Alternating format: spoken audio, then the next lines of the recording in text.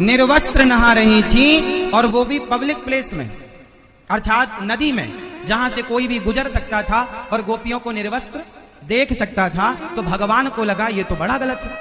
आज तो हमने देखा, चलो कल कोई दूसरा देखेगा, परसों तीसरा देखेगा। हमारी घर की बहन बेटियां हैं, इनके बारे में कल इन्हें निर्वस्त्र कोई देखे तो किसी का मन का क्या भरोसा कि उनका मन कहां चला जाए। इनके साथ कल को कोई दुराचार कर ले, कल इनको कोई पकड़ के इनके साथ गलत काम कर ले, तो जिम्मेदार कौन? तो भगवान ने कपड़े चुरा लिए। फिर गोपियों ने कपड़े देखे, कहां है? अरे चोरी हो गए। फिर घुस गई पानी में। कन्हैया तुमने चुराए हैं? हाँ हमने चुराए हैं। क्यों चुराए? तुम निर्वस्त्र होके नहाती हो, तुम्हारे कपड़े हम देंगे, पर एक शर्त पर। पहले हमें वादा करो, प्रॉमिस करो कि आज के बाद तुम कभी निर्वस्त्र होकर स्नान नहीं करोगी।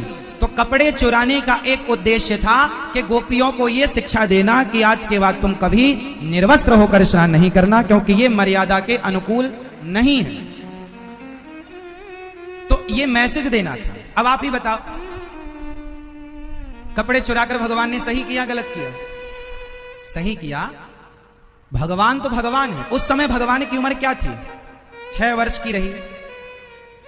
6 वर्ष की उम्र थी, 6 साढ़े 6। अब 6 साढ़े 6 साल के बच्चे के अंदर कोई विषय वासना तो होगी नहीं कि उसने कोई गलत विचार से वस्त्र चुराए हो। इसलिए भगवान ने जो लीलाएं की, उन लीलाओं के पीछे समाज को एक मैसेज है। और मैं आप लोगों से फिर कहूंगा, आप लोग अपने घर पर भी, अपने घर की टॉयलेट पर, वॉशरूम में नहाने, स्नान घर पर भी आप लोग स्नान के समय निर्वस्त्र होकर स्नान ना करें। घर पर भी, अपने कमरे में भी स्नान निर्वस्त्र होकर ना करें, क्योंकि निर्वस्त्र होकर स्नान करने से लक्ष्मी की हानि होती है। चाहे स्त्री हो या पुरुष हो, शरीर में वस्त्र होना चाहिए। निर्वस्त्र होकर स्नान अपराध माना गया। वरुण देवता नाराज होते हैं, देवता नाराज होते हैं। हर समय आपको कोई देखता है, समझो, हर समय हमें कोई ना कोई देखता है। कौन देखता है? जब आप घर में होती हो तो पति देखता है, पिता देखता है। बाहर होती हो घर के तो जमाना देखता है। कमरे में होती हो, वॉशरूम में होती हो, दरवाजा बंद है, आपको लग रहा अब तो कोई नहीं देख रहा है, अब तो कपड़े उतार सकते हैं। नहीं, उस समय भी आपको देवता देखते हैं। माता अहिल्या को इंद्र देख रहे थे कि नहीं? और ताड़ते हुए आ गए और रूप बना लिया और उनके साथ दुराचार करने की कोशिश की थी कि नहीं?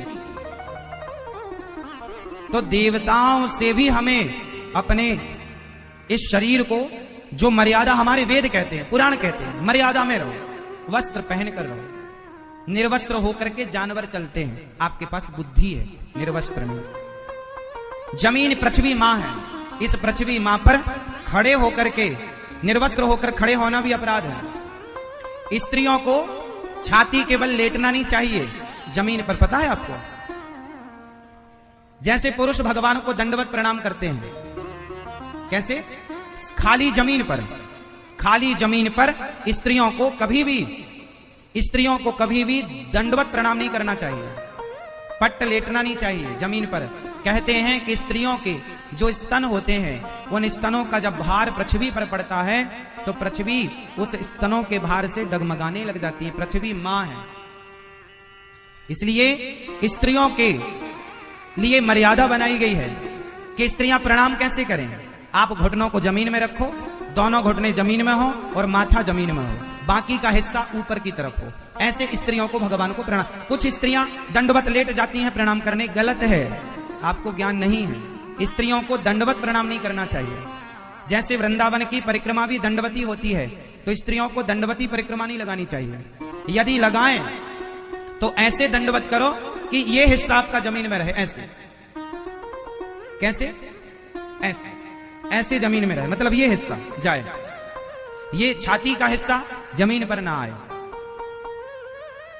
मर्यादाएं हैं, पालन हम सबको करना चाहिए। पुरुषों को दंडवत करते समय अपने माथे को जमीन में रखना चाहिए, घुटनों को जमीन में, तलवों पांव को जमीन में, 10 उंगलियों को जमीन पर रखना चाहिए। और जो कमर का हिस्सा है उसको हल्का सा उठाकर ही रखना चाहिए।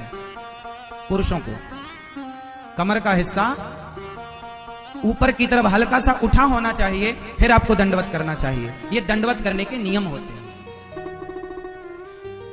तो स्त्रियां कपड़े उतार कर नहा रही थी, सो भगवान ने कपड़ों को चुराया। अब आप बताओ कि सही किया या गलत किया, है ना? भगवान की लीलाओं के जब तक मर्म को नहीं जाना जाएगा, रहस्य को नहीं जाना जाएगा, कथा जान लेने से काम ना होगा। कथा के अर्थ को जानना पड़ेगा, रहस्य को जानना पड़ेगा कि इसके